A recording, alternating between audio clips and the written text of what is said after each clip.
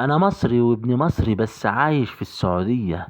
هي بلدي ومصر بلدي، بس الناس تخف شوية. السياسة لعبة قذرة ضيعت علاقة قوية، دولتين عظيمتين، مصر بلدي والسعودية. والشامتين والحاقدين أغلبهم دول عربية. مصر درع للعرب والسعودية الإنسانية. جالنا الملك عبد العزيز وفي مصر أول قمة عربية.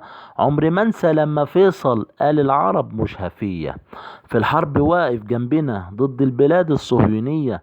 كانت علاقة طيبة من أيام الملكية. كان كل يوم بتزيد محبة شعب مصر والسعودية.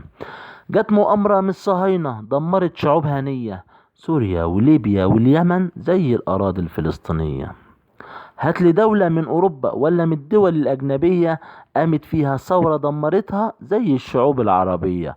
وكل يوم يصيروا فتنة بينك يا مصر والسعودية. وأما مصر قالت موافقة وأيدت قرارات روسية، يومها قامت نار وحرب على القنوات الإعلامية.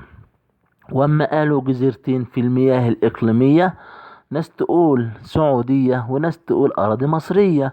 وبسببهم فجأة وقفت الامدادات البترولية. مصر انت ولا سعودي ولا ثقافتك أجنبية؟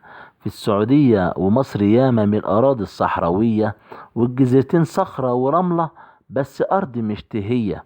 وكل يوم صراع بيكبر، هل ده عند ولا مصالح شخصية؟